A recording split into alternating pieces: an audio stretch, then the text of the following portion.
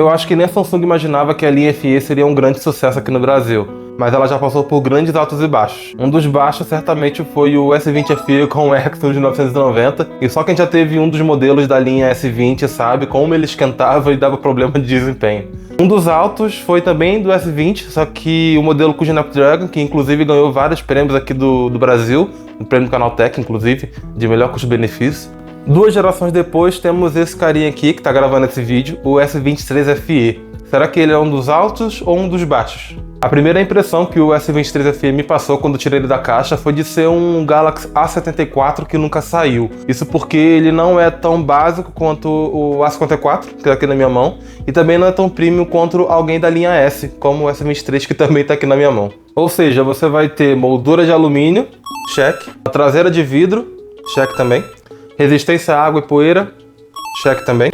Porém, vai ter bordas extremamente grossas, que ficou meio meh, mas pode ficar tranquilo que a partir daqui é só sucesso. Então ele vai ter carregamento sem fio, carregamento reverso, então ele vai conseguir transferir parte da sua carga para outros dispositivos compatíveis, como fones. Tem modo DeX para transformar o celular em computador, tem 5 anos de update de software, então ótima opção para longevidade. Então no preço certo, esses trunfos vão ser diferenciais muito bons. Pontos negativos aqui rapidinho. Infelizmente o carregamento com fio é limitado a 25 watts e a gente já viu que a concorrência já aumentou para 47, 67 e 100 watts, então já está na hora da Samsung aumentar a velocidade de carregamento dos seus aparelhos. E a tela também não é LTPO, mas nesse caso até ok, porque só o S23 Ultra é. O S23 também não é, então tudo bem essa parte. Para quem não sabe, LTPO é uma tecnologia de tela que consegue diminuir a frequência, né, de atualização da tela para menos de 60 Hz.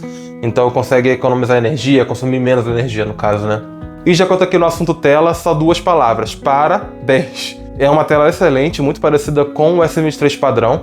Então você tem Full HD, 120 Hz de frequência, suporte HDR10 Plus e Dynamic AMOLED 2X, que você só vê nos modelos da linha S. A tela é um pouco maior do que a do S23 padrão, só que não é muita coisa. No dia a dia eu não senti muita diferença assim. E o brilho da tela também é menor do que a do S23 padrão. Então, assim, em ambientes ensolarados você vai ver essa diferença, assim, né? No brilho máximo. Mas no dia a dia você não vai sentir falta nem diferença nenhuma, na verdade. Bom, se você chegou até aqui, já deixa o meu muito obrigado. E se você tiver curtindo esse vídeo, considere se inscrever no canal, porque vai me ajudar muito. Mas agora eu quero falar do Exynos 2200. E aí, esquenta ou não esquenta? Eu não vou ficar repetindo o que milhares de youtubers falaram sobre esse assunto, mas eu vou dar minha opinião pessoal de quem roteirizou, produziu, gravou e editou usando o aparelho. Para tudo aí! Só um disclaimer rápido em relação a essa parte que você acabou de ouvir da edição com o S23 FE. Eu realmente fiz o roteiro, gravei e editei com o celular, tá? Mas na parte da exportação, que é a principal, né?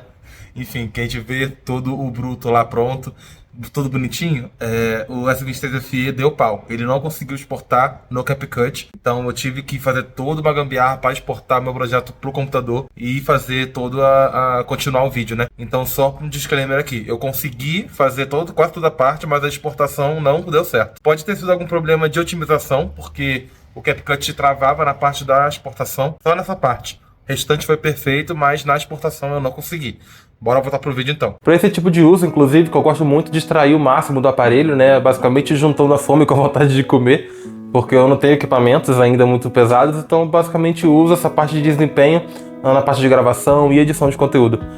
Eu tô gravando em 4K a 30 e também usei basicamente Docs, muitas abas do Chrome, CapCut também para editar os vídeos, mais de 10 minutos às vezes. E assim, para isso ele foi simplesmente impecável. A versão que a Samsung me mandou tem 8 GB de RAM e 256 de armazenamento, mas se não me engano tem uma versão com 128. Ele não esquentou nada do que o normal, como eu achei que ele fosse esquentar, né? Como, enfim, os youtubers falaram. Antes do S23 FE eu usava um A54, então a diferença de experiência foi muito grande. Eu usei basicamente para as mesmas coisas, mas obviamente eu tive muito mais desempenho e muito mais facilidade no meu dia a dia com o S23 FE, obviamente, né? Outra coisa que o S23 FE não deve decepcionar, obviamente, é no uso diário, né? Eu usei muito Twitter, Instagram para fazer stories, Facebook, TikTok para também gerenciar meu canal, né? E nisso ele foi simplesmente perfeito. Se ele também tancava a edição de vídeo, é óbvio que ele vai tancar redes sociais, né? E agora ela tá aqui, né? Enfim, vai fazer parte do cenário, né? O único detalhe negativo que eu percebi durante esse meu uso, minhas quase 2 semanas de uso, foi no Instagram. Eu tava elogiando o Instagram, mas nessa parte aqui foi um ponto negativo. Depois de uns 3, 4 stories, a câmera começava a dar umas quedas de frames. O celular não esquentava nem nada, mas eu percebi isso. Então pode ser alguma má otimização do Instagram com o Exynos, ou nos dias que eu testei o celular simplesmente não quis rodar. Mas fica aí meu registro porque pode ser que aconteça com você também. Com relação à bateria, nos dias normais, nos quais eu não usava o celular para gravar, para roteirizar, enfim, fazer esse vídeo basicamente, o celular para mim durou mais de um dia e meio tranquilamente. Eu não sou um heavy user em dia normal, né? Eu não fico muito em rede social, basicamente só em Twitter e WhatsApp eu só falo com a minha mãe, basicamente. Mas assim, o celular demorou um dia e meio, fazendo ali quase 7, 8 horas de tela. Já nos dias nos quais eu gravava vídeo e fazia um pouco de edição ali de shorts, o celular ficava em média de 4, 5 horas de tela, fazendo ali um dia também.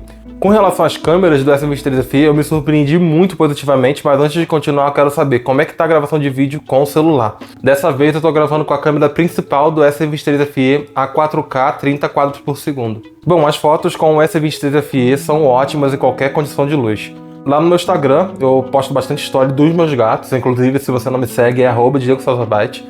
E basicamente a maioria das fotos foi tirada com o S23, tanto com a principal quanto com a telefoto, e eu achei excelente. Mas onde ele mais surpreendeu, eu acho, foi nas fotos noturnas.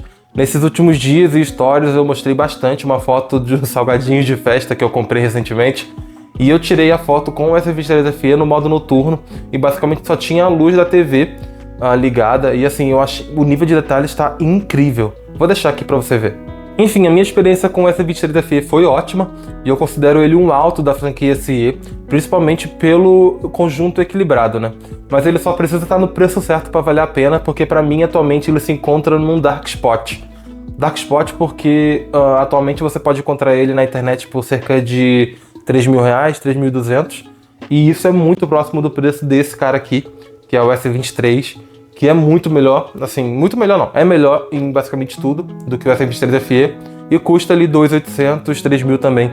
Então fica um pouco difícil recomendar um aparelho recente, tendo esse aqui no mercado. Mas quando o S23 FE ficar na casa dos 2.500 para baixo, aí sim que ele vai mostrar o seu poder, e aí aqueles diferenciais que eu citei mais lá no começo do vídeo, como o modo DeX, os 5 anos de updates, e o carregamento sem fio reverso vão fazer a diferença. Parafraseando a crítica de cinema Isabela Boscov, o S23 FE entra no hall de experiências interessantes, mas não na de experiências arrebatadoras.